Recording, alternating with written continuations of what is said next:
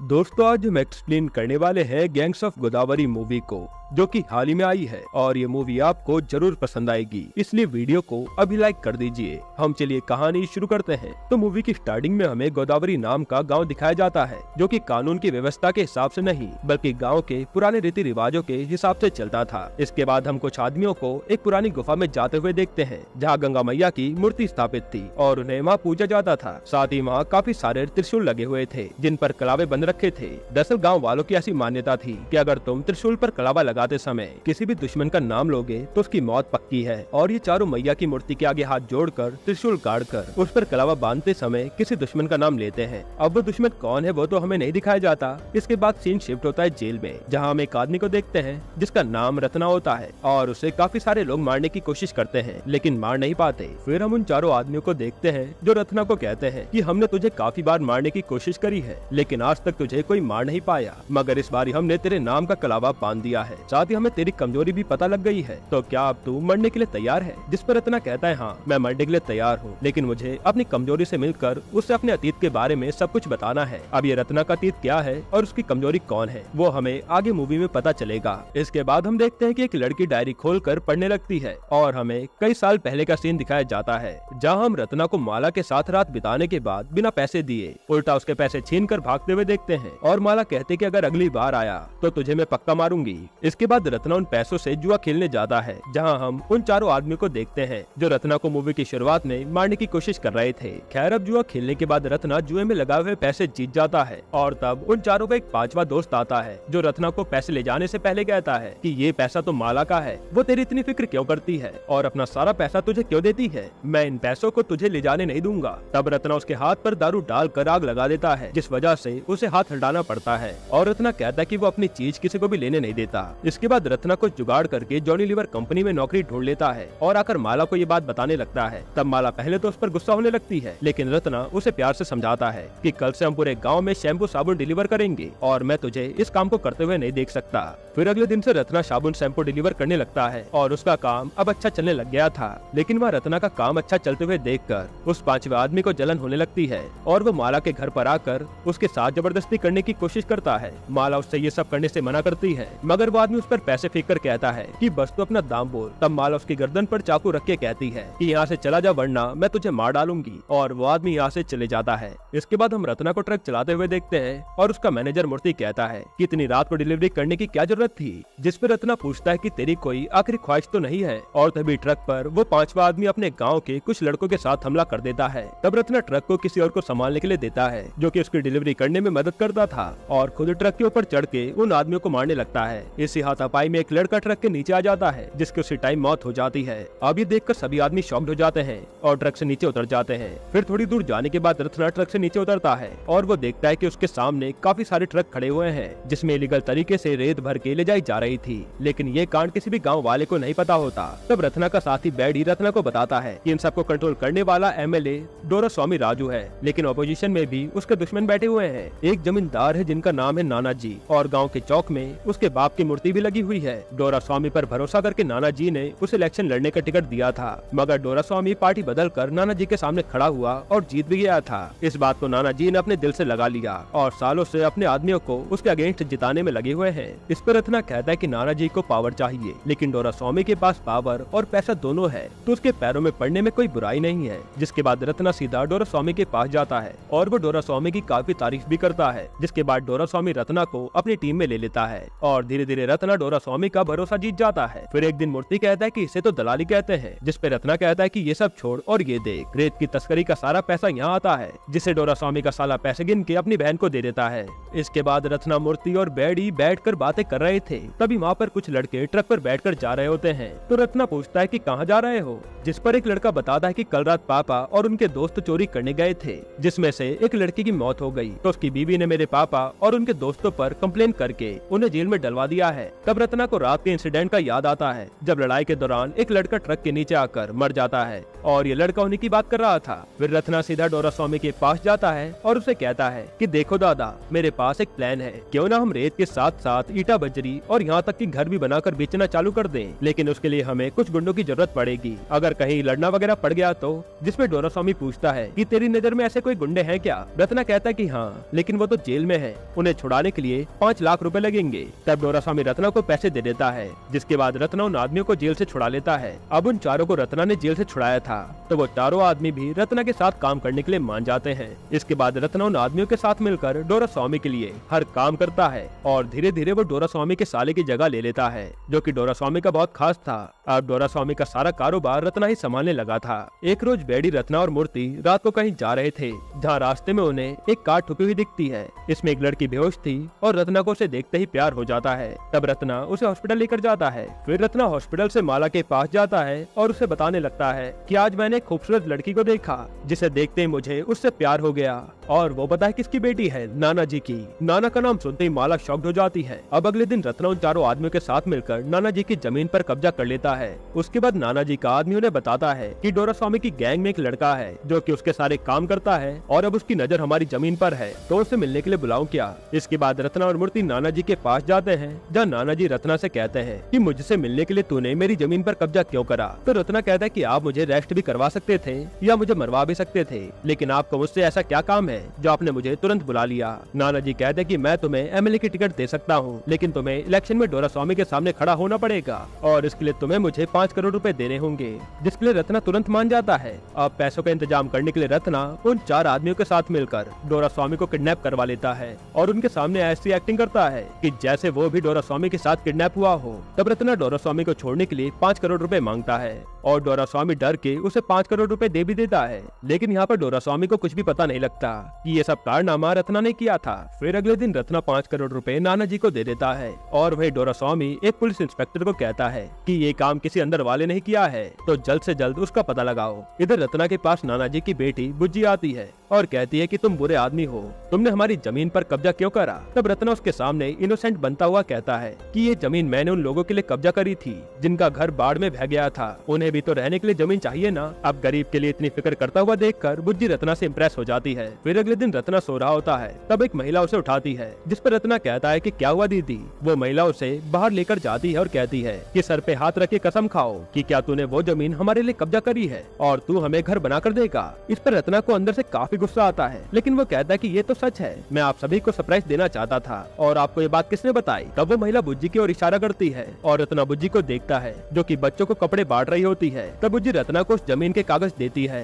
जिस पर रत्ना ने कब्जा किया था, ताकि रत्ना को आगे कोई दिक्कत ना हो। इसके बाद रत्ना और बुज्जी का मिलना जुलना चालू हो जाता है और वो दोनों एक दूसरे के प्यार में पड़ जाते हैं। फिर एक दिन डोरास्वामी सभी मेंबर्स को मीटिंग में बुलाता है और कहता है कि इस बार शायद हम इलेक्शन में हार जाएंगे, इसलिए हमारे कैंडिडेट इस बारी नाना जी की तरफ से खड़े होंगे। अभी मीटिंग होने के अगले दिन नाना जी की पार्टी और डोरास्वामी की पार्टी के बीच झगड़ा होने लगता है, क्योंकि रत्ना ने नाना जी के बाप की मूर्ति का सर तोड़ दिया था और सबको लग रहा था कि ये काम डोरास्वामी के लोगों ने किया है। तब वह नाना जी आते हैं और डोरास्वामी को ताने मारने लगते हैं कि जो काम तूने किया है वो तो औरतें भी नहीं करती। जिस पे डोरास्वामी कहता है कि मैंने कोई काम नहीं करा और इस बार भी मैं अपनी ही तरफ से लड़ूंगा, दम है तो मुझसे जीत के दिखाओ। तब नाना जी रत्ना को बुला के कहते हैं कि इस बार तुम्हारे सामने ये खड़ा होगा, जो सुनकर सभी लोग हैरान हो जाते हैं। इसके बाद डोरास्वामी गुस्से में अपने घर जाता है, जहाँ पुलिस इंस्पेक्टर आकर उसे बताता है कि तुम्हें किडनैप करने वाला कोई और नहीं बल्कि रत्ना ही था। फिर थोड़ी देर में वहाँ रत्ना आता है, जिसे देखते डोरास्वामी उसे चाटा मारता है और कहता है कि मेरा सारा पैसा मुझे ला कर दे। तब रत्ना कहता है कि कौन सा पैसा दादा, वो सब तो इलेक्शन में खर्चा हो गया, आप मुझ पर भले ही गुस्सा हो मगर मैं तो आपका ही बेटा हूँ, मुझे आशीर्वाद दे दीजिए, मैं इस बार इलेक्शन में पक्का जीतूंगा। यह कहकर रत्ना वहाँ से चले जाता है। अब हमें यहाँ पर रत्ना का हिसाब समझ नहीं आता कि वो आखिर करना क्या चाहता है, क्योंकि वो तो कभी इसकी साइड होता है कभी उसकी साइड। खैर अब गाँव में इलेक्शन होते हैं जिसमें रत्ना जीत जाता है, यानी अब गाँव का एमएलए रत्ना बन गया था। इलेक्शन जीतने के बाद रत्ना पहले डोरास्वामी के पास जाकर उसे उसे लड्डू खिलाता है। फिर उसके बाद नाना जी के पास जाता है, जहाँ नाना जी को बुज्जी बताती है कि मैं रत्ना से प्यार करती हूँ। तब नाना जी उसे चाटा मार के कहते हैं कि तुझे इसकी हकीकत पता है, आज इतने दिनों बाद मेरे लिए इतनी खुशी का दिन आया है, क्योंकि उसने डोरास्वामी को हराया था, लेकिन तूने सब मिट्टी में मिला दिया। तब रत्ना बुज्जी से पूछता है कि तू मेरे साथ चलना चाहती है कि नहीं, और बुज्जी उसके साथ चलने के लिए तैयार हो जाती है। तब रत्ना नाना जी के साथ भी दुश्मनी मोल लेकर बुज्जी को अपने साथ ले आता है, जहाँ बुज्जी रत्ना के घर के अंदर जाने से पहले रत्ना से वादा लेती है कि तुम पक्का गरीबों को वो जमीन दोगे ना, जिस पर रत्ना हाँ कहता है। फिर हम रत्ना को उस जमीन पर पूजा करते हुए देखते हैं। तभी मूर्ति रत्ना से कहता है कि प्यार के चक्कर में तुम एक काम तो अच्छा कर रहे हो, जिस पर रत्ना कहता है कि पॉलिटिशियन तो हमेशा झूठे वादे करते हैं, मेरा बस चले तो मैं इन गाँव वालों की जमीन भी हड़प लूं। जो सुनकर मूर्ति दंग रह जाता है कि ये रत्ना कितना चालू है। तभी वहाँ पर नाना जी आते हैं और कहते हैं कि तेरी हिम्मत कैसे हुई मेरी जमीन पर कब्जा करने की, और ये कहकर वो उसे चाटा मार देते हैं। अब सभी गाँव वालों के सामने चाटा पड़ने पर रत्ना भी नाना जी को चाटा मारता है, जिस वजह से नाना जी का देहांत हो जाता है। और हम देख पाते हैं कि रत्ना कितना ज्यादा घमंडी हो चुका है। इसके बाद नाना जी के अंतिम संस्कार के समय वहाँ पर डोरास्वामी आता है, जो कि बुज्जी से कहता है कि बेटा, नाना जी और मैं भले दुश्मन थे, लेकिन मैंने कभी भी उनकी मौत नहीं चाही, और जिससे तुम शादी कर रही हो वो कोई इंसान नहीं बल्कि रावण है। तब बुज्जी सीधा पुलिस स्टेशन जाकर रत्ना के ऊपर केस कर देती है, क्योंकि वो तो उससे पहले से गुस्सा थी। और रत्ना अपने आदमियों से कहता है कि तुम कुछ दिनों के लिए यहाँ से दूर रहो, और जब तक बुज्जी इस केस को वापस नहीं ले लेती तब तक मैं जेल में ही रहूंगा। अब रात को रत्ना थाने में होता है, वहीं दूसरी तरफ हम डोरास्वामी को देखते हैं, जिसकी गैंग में वो 5वां आदमी भी शामिल हो गया था, जो कि रत्ना से शुरुआत से ही काफी जलता था। और वो पूछता है कि आपने रत्ना को मारने के लिए किसे भेजा है।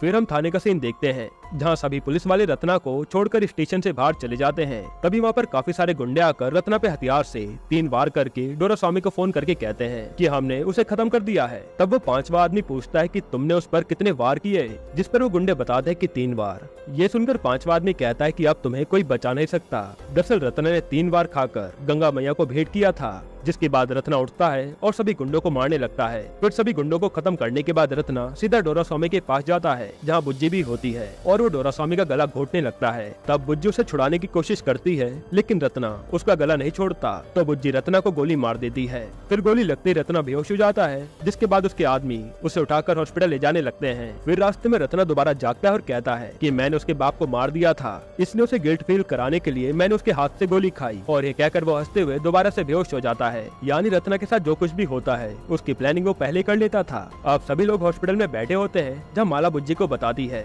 कि रत्ना की इंसानियत तो 8 साल की उम्र में ही खत्म हो गई थी, और उसकी वजह तेरा बाप था। तब कहानी फ्लैशबैक में जाती है, जहाँ हमें पता लगता है कि रत्ना की माँ बचपन में ही गुजर गई थी, और रत्ना के लिए उसका बाप गेड़ा राजू ही उसकी पूरी दुनिया था। लेकिन गेड़ा राजू के लिए गाँव वाले उसकी दुनिया थे, और गाँव वालों पर कोई भी दिक्कत आने पर गेड़ा राजू सबसे आगे खड़ा रहता था। फिर किसी झगड़े की वजह से गेड़ा राजू को 4 साल की जेल हो जाती है, और जेल से बाहर आने पर नाना जी उसे एक काम देते हैं। दरअसल उन दिनों में नाना जी ने डोरास्वामी को इलेक्शन में खड़ा करा था, लेकिन जब उन्हें पता लगता है कि डोरास्वामी इस बार इलेक्शन में हार जाएगा, तब उन्होंने गेड़ा राजू और उसके आदमियों को बैलेट बॉक्सेस को नदी में फेंकने के लिए कहा था। हालांकि तब गेड़ा राजू बैलेट बॉक्सेस को नदी में फेंकने की जगह इलेक्शन ऑफिसर को दे आता है। अब इस बात से गेड़ा राजू पर पूरा गांव भड़कने लगता है कि अभी तक इस सरकार ने हमारे लिए करा ही क्या था। अच्छा रहेगा कि ईमानदारी से सरकार बने, जिससे हमारे गांव का कुछ विकास होगा, और अगर कुछ बुरा हुआ तो उसकी जिम्मेदारी मेरी होगी। अब अगले दिन गेड़ा राजू कहीं से गांव वापस लौटता है, जहां पर वो देखता है कि सारी झोपड़ियां तोड़ रखी थी, और एक महिला रोते हुए पूछती है कि तूने कहा था कि सारी जिम्मेदारी तेरी होगी, तो वो पुलिस वाले हमारे आदमियों को क्यों उठा ले गए।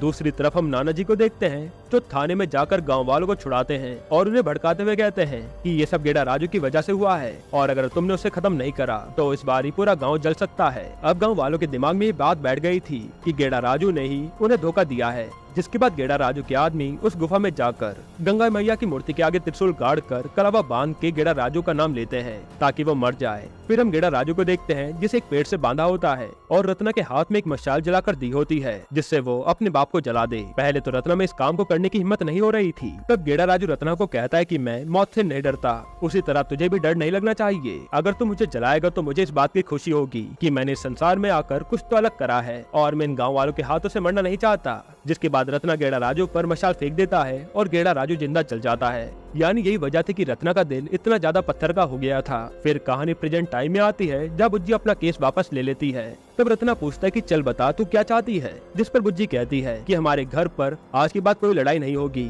रत्ना कहता है कि चल मैं वादा करता हूँ कि आज के बाद मैं किसी से नहीं लड़ूंगा। तभी बुज्जी बताते कि तुम बाप बनने वाले हो।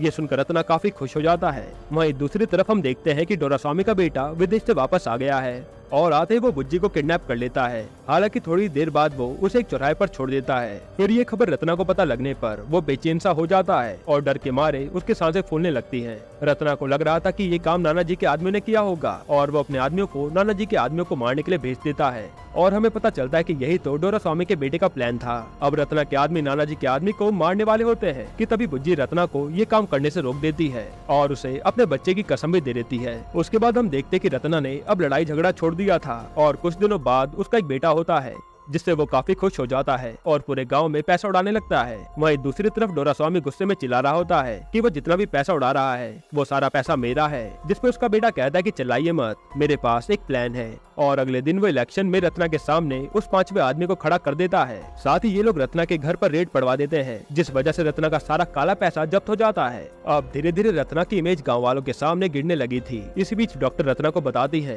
कि आप दोबारा से पापा बनने वाले हैं। लेकिन इस बार रत्ना ज्यादा खुश नहीं होता क्योंकि इलेक्शन सर पर थे और इलेक्शन वाले दिन रत्ना उनसे हार जाता है। अब उस 5वें आदमी के एमएलए बनते ही डोरास्वामी रत्ना को अरेस्ट करवाकर उसका एनकाउंटर करवाने वाला था। फिर जब पुलिस वाला रत्ना को मारने वाला होता है तभी उसे डोरास्वामी का फोन आता है जो कि उसे कहते हैं कि रत्ना को छोड़ दो, क्योंकि माला और उसकी दोस्तों ने डोरास्वामी की गर्दन पर चाकू रखा होता है और अगर वो ऐसा नहीं करता तो माला उसे मार देती। इसके बाद रत्ना अपने आदमी के साथ मिलकर उस एमएलए की पार्टी में जाकर उसी के लोगों को मार डालता है। जिसके बाद वो 5वां आदमी यानी एमएलए अपने आदमी से कह रहा होता है कि सोचो कि रत्ना की इज्जत गांव वालों के दिल में कितनी ज्यादा है कि वो बाजारू औरत रत्ना को बचाने के लिए डोरास्वामी जैसे आदमी की गर्दन पर चाकू रख सकती है। फिर हम रत्ना के घर का सीन देखते हैं जहाँ पर एमएलए के आदमी आकर पूरे गांव पर पत्थर मारने लगते हैं। तब रत्ना अपनी बीवी और बच्चे को बेड के नीचे छुपाकर बचाता है। फिर थोड़ी देर बाद माहौल शांत होने पर रत्ना अपने आदमियों से मीटिंग फिक्स करवा के सब कुछ शॉर्ट आउट करने के लिए कहता है। जिसके बाद रत्ना के चारों आदमी उस 5वें आदमी एमएलए से मिलने जाते हैं और कहते हैं कि रत्ना तुझसे मीटिंग फिक्स करना चाहता है। देख तो अभी भी हमारा दोस्त है और रत्ना आप सब चीजें भूलकर सब कुछ मामला शांत करना चाहता है। जिसपे एमएलए कहता है कि भले तुम लोगों ने मुझे छोड़ दिया था लेकिन मैं आज भी तुम्हारा दोस्त हूँ और तुम लोगों के लिए आज मैं मीटिंग में जरूर आऊंगा। अब अगले दिन नदी के बीच में मीटिंग की जाती है जहाँ रत्ना डोरास्वामी का सारा पैसा लौटाकर हाथ जोड़कर कहता है कि अब मैं बीवी बच्चे वाला आदमी हूँ तो बिल्कुल भी लड़ाई झगड़ा नहीं चाहता। तब जाते समय डोरास्वामी का बेटा रत्ना से कहता है कि मैं तुझ पर भरोसा कर सकता हूँ क्या। तभी रत्ना अचानक से चाकू निकालकर एमएलए के सर पर मारकर उसे खत्म कर देता है, जिसे देखकर सभी लोग चौंक जाते हैं। और रत्ना कहता है कि अभी तक तो मुझे मारने की कोशिश कर रहे थे तब मैंने कुछ नहीं कहा, लेकिन कल रात तुमने मेरी बीवी बच्चों पर पत्थर फेंक कर गलती कर दी। अगर उन्हें कुछ हो जाता तो मैं क्या करता, अब मैं किसी को नहीं छोड़ूंगा। यह कहकर रत्ना वहाँ से घर आ जाता है। फिर घर आकर वो चारों आदमी रत्ना का विरोध करते हैं और कहते हैं कि समझौते के बीच में किसी को मारना बहुत गलत होता है। यहाँ रत्ना और इन चारों के बीच थोड़ी बहस हो जाती है और रत्ना गुस्से में कह देता है कि तुम्हें मेरे साथ काम करना है तो करो वरना यहाँ से चले जाओ। तब ये चारों आदमी अपने गाँव चले जाते हैं जहाँ ये देखते कि एमएलए का भाई रत्ना को मारने के लिए गाँव के लोगों को इकट्ठा कर रहा होता है। तभी चारों एमएलए के भाई से कहते हैं कि तुम्हें रत्ना को मारने के लिए पहले हमें खत्म करना होगा। इधर हम रत्ना को देखते जो बार बार फोन कर रहा था लेकिन उन चारों में से कोई भी उसका फोन नहीं उठा था। तब रत्ना को ऐसा लगने लगा था कि कहीं उसके आदमी उसे मारना तो नहीं चाहते और वो माला को कहता है कि उन चारों को फोन करके खाने पर बुलाओ। फिर रत्ना को अपने पापा के दिन याद आने लगते हैं कि कैसे उसके पापा को उन्हीं के आदमी ने मारा था, लेकिन रत्ना ऐसे मरना नहीं चाहता था इसलिए वो खाने में जहर मिला देता है और इस बात की भनक माला को भी नहीं होती। जिसके बाद वो चारों आदमी आते हैं और माला उन्हें खाना खिलाने लगती है। अब खाना खाते समय वो चारों कहते हैं कि रत्ना अभी हम किसी पर भरोसा नहीं कर सकते और हमने सब कुछ सेटलमेंट कर दिया है, अब कोई भी तुझे मारने नहीं आएगा। ये सुनती रत्ना को रियलाइज होता है कि उससे कितनी बड़ी गलती हो चुकी है और वो सबको सीधा हॉस्पिटल लेकर जाता है। तब हॉस्पिटल में टाइम पर पहुंचने पर चारों आदमियों की जान बच जाती है, लेकिन जब माला को पता लगता है कि रत्ना ने उसके खाने में जहर मिलाया था तब उसे चाटा मार देती है और कहते कि तू इतना बड़ा आदमी बन गया है कि तूने अपने दोस्तों को खाने में जहर देकर मारने की कोशिश करी, और उसे सुनाकर वो वहाँ से चली जाती है। हालांकि ये बात उन चारों आदमियों के लड़के सुन लेते हैं और उसी दौरान रत्ना की बीवी भी हॉस्पिटल में एडमिट होती है। तो एक डॉक्टर आकर बताते कि सर मुबारक हो, आपको बेटी हुई है। अब अगले दिन बारिश हो रही होती है और रत्ना अपने बीवी और बच्चों को घर ले जाने के लिए कार में बैठा रहा होता है। फिर जैसे रत्ना कार चलाने लगता है तभी उन चारों आदमियों के बेटे रत्ना की कार को दूसरी कार से ठोक देते हैं, जिसमें रत्ना की बीवी को काफी चोटें आती हैं। फिर रत्ना किसी तरह कार से उतरकर अपने बच्चों को पहले कार से बाहर निकालता है और उन चारों आदमियों के लड़के रत्ना पर अटैक कर देते हैं। तब रत्ना पहले तो इन चारों से लड़ता है और फिर लड़ने के बाद वो अपनी बीवी को कार से बाहर निकालकर हॉस्पिटल में ले जाता है, जहाँ उसकी बीवी कहती कि मुझसे वादा करो कि आज के बाद तुम किसी से भी लड़ाई झगड़ा नहीं करोगे और तुम्हारे अतीत का असर हमारे बच्चों पर नहीं आना चाहिए। यह कहकर उसकी बीवी वहीं पर अपना दम तोड़ देती है, जिसके बाद रत्ना अपनी बीवी का अंतिम संस्कार करता है और अपनी बच्ची को माला के हाथों में सौंप देता है। इसके बाद कहानी उसी सीन पर आ जाती है जो हमने मूवी की स्टार्टिंग में देखा था, जहाँ डायरी बंद होती है और माला एक लड़की को लेकर जेल में आती है, जहाँ वो लड़की रत्ना से मिलती है। वहीं दूसरी तरफ हम उन चारों आदमियों को देखते हैं जो किसी तरह से जेल के अंदर आ जाते हैं और कहानी थोड़ी सी फ्लैशबैक में जाती है, जहां पता लगता है कि इन चारों आदमियों के लड़कों को किसी ने मार दिया था और उन्हें लग रहा था कि हमारे बच्चों को रत्ना नहीं मारा है, इसलिए उन चारों आदमियों ने रत्ना के नाम का कलावा भी बांधा था और आज जेल के अंदर वो रत्ना को मारने ही आए थे। फिर हम रत्ना और उस लड़की को देखते हैं और पता चलता है कि ये तो रत्ना की बेटी है, जिसे सालों पहले उसने माला को दे दिया था। फिर ये दोनों कुछ बातें करते हैं और रत्ना की बेटी पूछती है कि आपने मुझे अपने अतीत के बारे में सब कुछ क्यों बताया, जिस पर रत्ना कहता है कि मेरे बारे में तुम्हारी माँ को ज्यादा कुछ नहीं पता था, मगर वो फिर भी मेरे से प्यार करती थी, इसलिए इस बार मैंने तुम्हें सब कुछ बता दिया है और अब मेरे दिल से काफी बड़ा बोझ हल्का हो गया है। जिसके बाद रत्ना की बेटी उससे पूछती है कि आपने उन चारों आदमियों के लड़कों को नहीं मारा था ना, बल्कि उनके लड़कों को तो डोरा स्वामी के बेटे ने मरवाया था, तो आपने ये सच उन्हें क्यों नहीं बताया। तो रत्ना कहता है कि अगर मैं उन्हें ये सच बता दूं तो वो भी डोरा स्वामी और उसके बेटे को मारकर जेल में आ जाएंगे और मैं ऐसा होने देना नहीं चाहता। अब इन दोनों की बातों को वो चारों आदमी जेल के पीछे खड़े होकर सुन रहे होते हैं। तब उन चारों को रियलाइज होता है कि वो रत्ना को कितना गलत समझ रहे थे, जिसके बाद रत्ना अपनी बेटी को एक लॉकेट देता है। अब अगले सीन में वो चारों आदमी अपने बेटों की अस्थियों को नदी में बहा रहे होते हैं, यानी वो रत्ना की बात को समझ गए थे कि लड़ाई झगड़े में कुछ भी नहीं रखा। इसी के साथ ये मूवी यहीं पर खत्म होती है। दोस्तों, आपको ये मूवी कैसी लगी हमें कमेंट में जरूर बताइएगा।